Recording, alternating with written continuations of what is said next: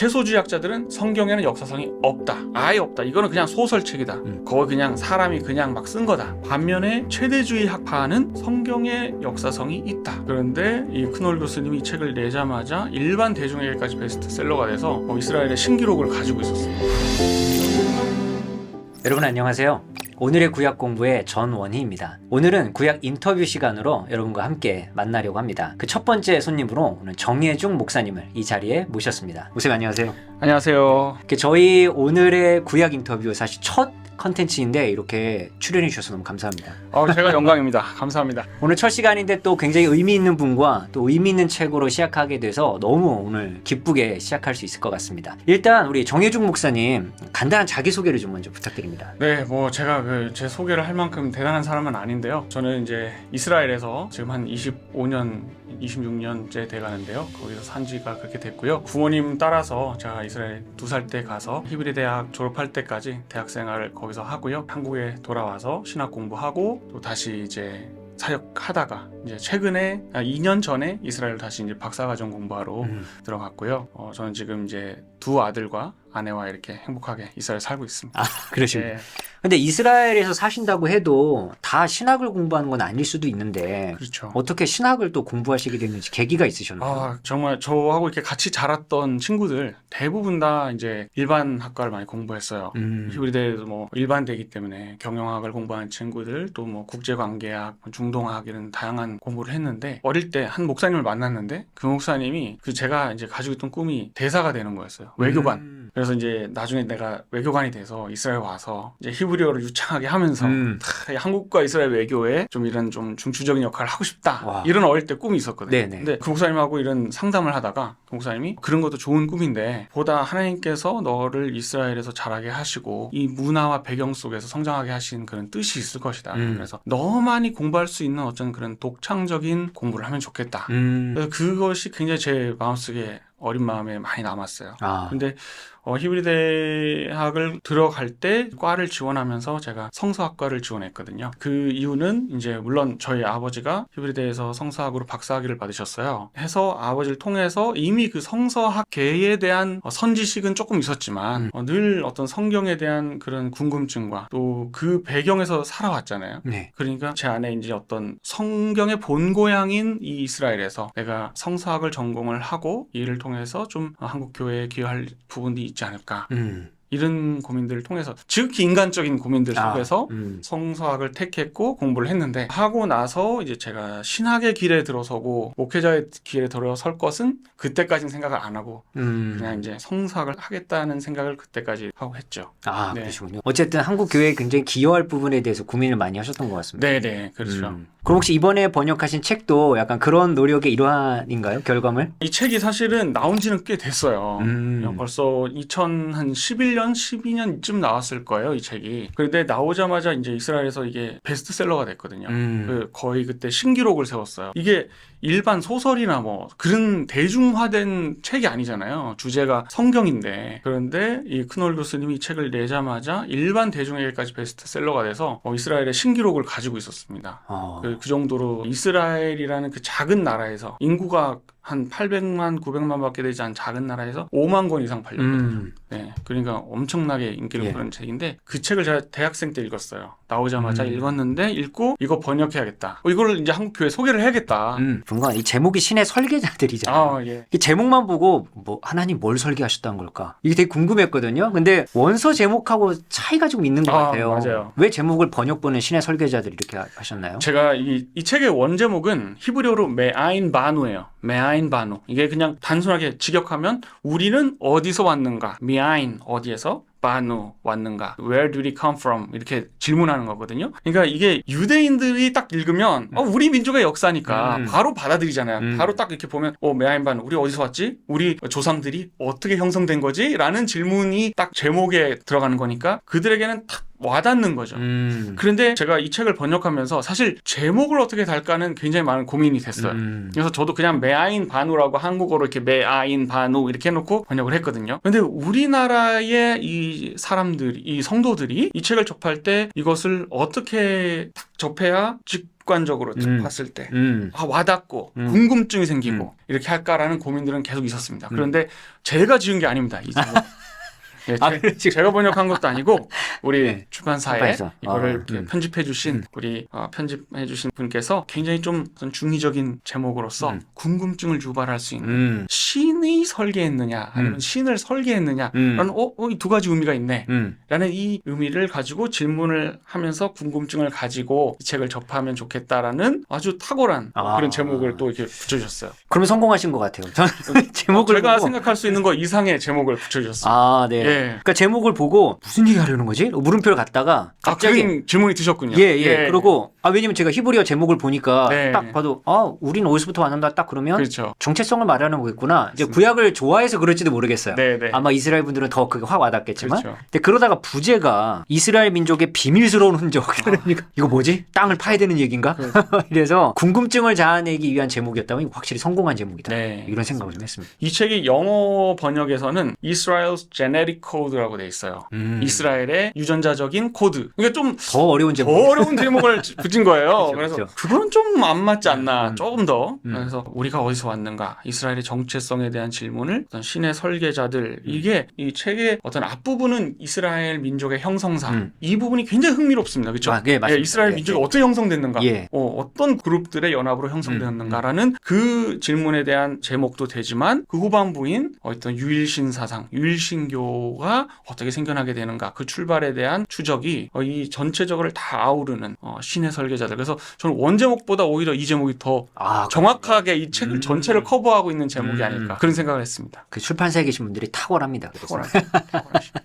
그럼 한국에 굉장히 필요한 책일 것 같은데요. 특히 근데 이 저자분이신 이스라엘 크놀 교수님이 한국에 잘 안 알려져 있는 부분인 것 같거든요. 그게 사실 너무 안타까운 게요. 제가 히브리대에서 공부를 했지만 히브리대학의 교수님들이 이스라엘에서도 유명하고 전 세계적으로도 유명한데 한국에 알려지지 않는 거예요. 그게 너무 안타까웠어요.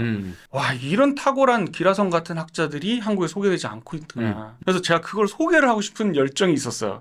대학교 때. 네. 그래가지고 그 시도로 이제 제가 처음에 크놀 교수님의 이 책을 번역하겠다고 마음먹게 된 계기도 있었는데 사실 이스라엘 크놀 교수님은 제가 상당히 존경하고 좋아하는 이유가 이분이 자유주의 학문을 하시면서도 왜냐면 히브리대 학풍이 자유주의 학풍이기 때문에 이분의 배경이 굉장히 보수적인 신앙의 가문이에요. 그러니까 유대교 신앙. 네. 그래서 이분이 젊었을 때는 그 예시바 아시죠? 종교인 학교에서 공부도 하셨고 이분의 형은 또 랍비이고 그러니까 굉장히 그런 전통적이고 종교적인 유대인 집안에서 성장하셨는데 이분이 이 자유주의 학문과 이 신앙 사이에서의 늘 그 대화를 시도를 하는 그런 학자로서 그러니까 억지식으로 껴맞추는 게 아니라 굉장히 논리적으로 근거 있게 설득력 있게 다루는 학자거든요. 그래서 이 크놀 교수님이 뭐 프린스턴 뭐 하버드 유명한 대학교에서 다 초청받고 그런데 한국에만 알려지지가 않은 거예요. 그래서 지금 이미 은퇴를 하셨어요. 은퇴를 하셨는데 너무나 훌륭한 유명한 교수님이시고 히브리 대학에서는 정말 자랑 중에 자랑인 교수님인데 이 교수님께 제가 이 책을 번역한다 이제 출판하게 될 것 같다라고 했을 때 너무 기뻐하시더라고요. 최근에 잘 아시는 요시 가핑켈 교수님 고고학의 또 세계적인 대가신데 그분이 히브리대 고고학 교수님이시거든요.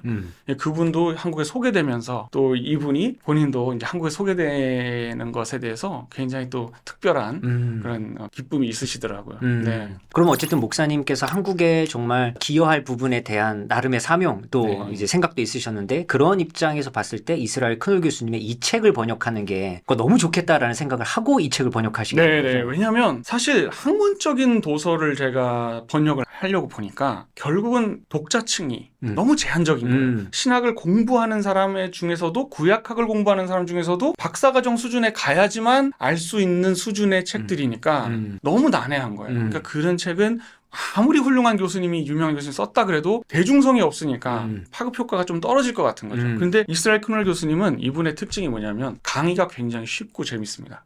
강의를 굉장히 잘하세요. 정의란 무엇인가 아시죠? 네, 마이클 네. 샌들 교수님도 유대인이거든요. 그러니까 이 유대인의 학습법의 특징이 굉장히 자유롭게 토론하는 수업, 질문하는 수업, 이런 수업의 형태인데 크놀 교수님도 그래요. 굉장히 이야기하듯이 재밌게 수업을 하면서도 질문을 자유롭게 하고 이렇게 하면서 굉장히 편안하게 어떤 할머니 할아버지들도 이 수업에 들어오셔서 편안하게 들으실 수 있도록 어떤 만담꾼 할아버지 같은 그런 느낌이에요. 그래서 이게 아무래도 이 대가의 여유에서 나오는 예, 굉장히 쉽게 어려운 것도 쉽게 풀어내고 그러면서 대중성 있는 학자예요. 그러다 보니까 TV에도 출연을 자주 하시고 이스라엘의 일반 시민들도 이스라엘 크놀의 어떤 강의를 교양 수업으로 많이 듣고 또 이분이 쓰신 이 책도 일반 대중에게 베스트셀러가 됐기 때문에 일반 성도님들이 어느 정도 신학과 이런 것에 관심 있는 성도님이라면 충분히 흥미를 느끼고 또 유익이 될 수 있겠다는 생각이 들었습니다. 그러니까 제가 이제 목사님 설명을 쭉 듣고 보니까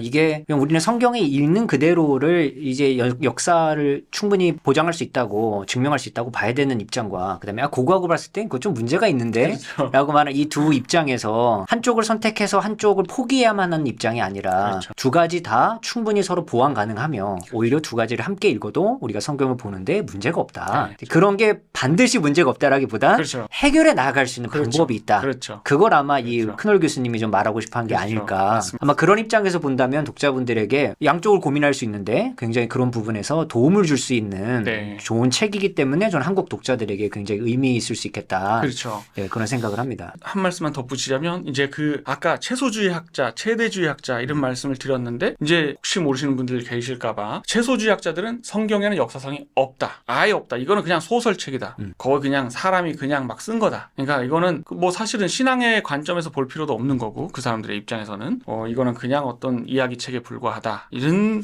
채소주의 학풍. 반면에 최대주의 학파는 성경의 역사성이 있다. 비록 그 역사가 정확하게 기록되지는 않았기 때문에 왜냐하면 역사책을 기록하기 위한 목적이 아니었고 신앙의 도움을 위해서 또는 교훈을 위해서 우리 하나님에 대한 간증을 하기 위한 책이기 때문에 비록 역사적인 기록이 정확하지는 않다고 하더라도 그 안에서 우리가 역사성을 찾을 수 있다라고 하는 최대주의 학파와 또 수정주의 그래서 약간 중간에서 그 둘 사이에 어떤 대화를 시도하고 조금 더 제3의 관점에서 이것을 중재하려고 하는 그런 수정주의 학자, 이스라엘 크놀 같은 학자, 그런 학자가 이제 이런 시도들을 하고 있는데 이 책이 과연 우리 신앙인들에게 필요할까라는 질문을 한다면 이 책은 우리의 믿음을 깎아내리는 것이 아니고 우리 믿음을 식어버리게 하는 것이 아니고 오히려 신앙이 깊어지면 깊어질수록 이해를 추구하는 신앙이 되거든요. 덮어놓고 믿는 신앙이 아니라 faith seeking understanding이라고 그러잖아요. 더 우리가 믿고 있는 것을 이해하려고 하는 그 이성을 사용해서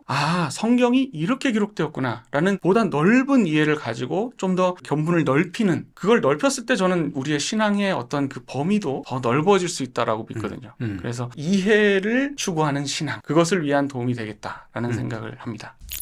근데 저희가 이 책을 한번 미리 봤을 때 뭔가 저에게 이렇게 좀 생각나는 단어가 있었다면 이게 정체성이라는 생각이 좀 들었어요. 그렇죠. 결국 이 책은 네. 이스라엘의 정체성을 말하려는 건가? 이런 좀 질문을 갖게 됐는데 그렇게 좀 이해도 괜찮을까요? 그렇죠. 그렇죠. 왜냐하면 사실 우리가 성경만 읽으면 한 사람으로부터 민족이 형성돼서 한 가문 그래서 그 가문의 12아들과 이렇게 내려오면서 그 민족을 이루는 하나님의 그런 역사의 어떤 그 과정들을 우리가 한 개인으로부터 민족에 이르기까지 그 과정을 성경이 기록하고 있는데 과연 역사적으로 또는 학문적으로 또는 고고학적으로 이것이 얼마나 입증되고 있느냐라는 질문이 생기거든요. 그러면 그 궁금증에 대해서 자유주의 학파 또는 우리가 학문의 세계에서 그런 학풍들이 성경의 역사성을 최대한 입증하려고 하는 학파도 있고 또는 최대한 성경의 역사성이 없다라고 최소화시키려는 학파도 있는데 이제 이런 시도들 사이에서 하나님의 이 말씀이라는 우리가 그 신앙의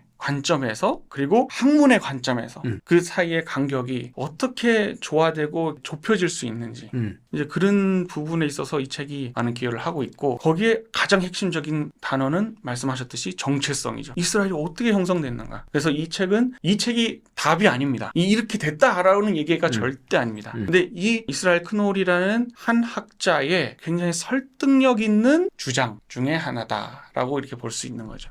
네, 감사합니다. 그리고 아마 이 정체성에 관련된 주제가 이 책의 전체는 좀 아닌 것 같고요. 네. 아마 후반부에는 일신교에 관련된 내용도 좀 다루는 것 같은데요. 네, 그렇죠. 특히 이제 모세로부터 출발하는 어떤 일신교를 다루는 것 같은데 네. 그와 관련된 내용도 좀 간략히 소개 부탁드립니다. 일신교, 모노타이즘이 이스라엘 신앙에서 기원했느냐 아니면 다른 고대 근동이나 다른 이방 문화에서 비롯되었느냐라는 질문은 학자들 간에 많은 논란이 있는 답이 없는 그런 질문입니다. 그런데 이제 많은 학자들이 이 일신교 사상, 신학이 바벨론 포로기 때 형성되었다고 주장을 많이 해요. 그게 가장 안전해요. 안전하다기보다는 가장 설득력이 좀 있어요. 왜냐하면 바벨론 포로기 때 이제 우리 야훼 하나님이 바벨론의 신에게 마르둑 신에게 패배했느냐. 그 당시 분은 보면은 많은 신들이 있는데 각 민족마다 그 민족을 다스리는 신이 있는데 야훼 하나님은 이스라엘의 신인데 이스라엘 신이 바벨론의 신에 패배했다. 그래서 우리가 노예로 이렇게 끌려간 거다. 이렇게 받아들이는 사람들이 많이 있었거든요. 그러니까 이사야가 유일신 사상을 얘기하잖아요. 하나님께서 선도 지으시고 악도 창조하셨다. 그러니까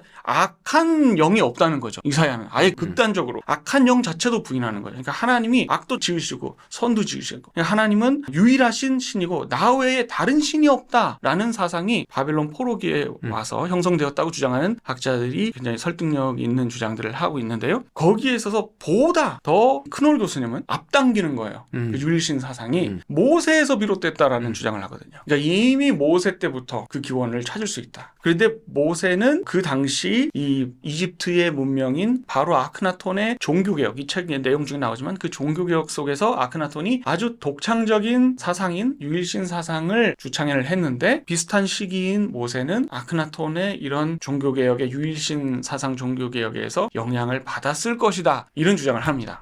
자, 이것이 물론 신앙의 관점에서 볼 때는 말도 안 되는 이게 오히려 신앙을 약화시킬 것 같은 얘기지만 철저하게 학문의 세계에서 볼 때는 이 유일신 사상이 그 기원을 바벨론 포로기로 보다가 더 앞당겨서 출애굽 시기인 주전 한 14세기 그 시대로 보게 되는 그러니까 유대인들의 입장에서는 이 유일신 사상이 굉장히 앞서고 고대의 것이고 또 그들이 가장 존경하는 지도자인 모세에게서 비롯됐다라고 하는 더 보수적이고 전통적인 지지해주는 그런 가설이 될 수 있겠죠. 그럼 우리 이 책을 이제 읽으실 독자분들에게 마지막 한 말씀 좀 해주시죠. 제가 부족한 실력으로 이스라엘 크놀 교수님의 책을 번역을 했는데 이 책이 얼마나 그 원 텍스트에 이 히브리어 원 책에 교수님의 그 의중과 생각들을 제가 잘 담아냈는지는 모르겠습니다. 하지만 이 책을 읽으시면서 또 여러 가지 평소에 갖고 계셨던 궁금증들 또는 아직 궁금증은 없으셨지만 이 책을 가지면서 새롭게 알게 되시고 또 새롭게 좀 생각해보게 되는 그런 부분들이 많이 생길 텐데 어떤 생각 없이 그냥 어떤 선입견 없이 이 책을 읽어보시면 좋겠습니다. 그러니까 내가 신앙의 관점에서 이 책을 읽으려고 하고 어떤 안경을 끼고 보려는 것보다 그냥 백지 상태에서 이 책을 읽어보시기를 권합니다. 그럴 때에 좀 더 풍성하고 다양한 견해들이 있구나. 그리고 학문적으로 또 신앙적으로 이런 거리가 있는데 이런 간극들이 어떻게 줄여지고 있고 어떻게 또 그 간극을 메우려고 하는 시도들이 일어나고 있는지 이런 것들을 그냥 좀 어떤 선입견 없이 순수하게 그냥 이 책을 읽어주셨으면 또 많은 유익이 되실 거라 봅니다. 네,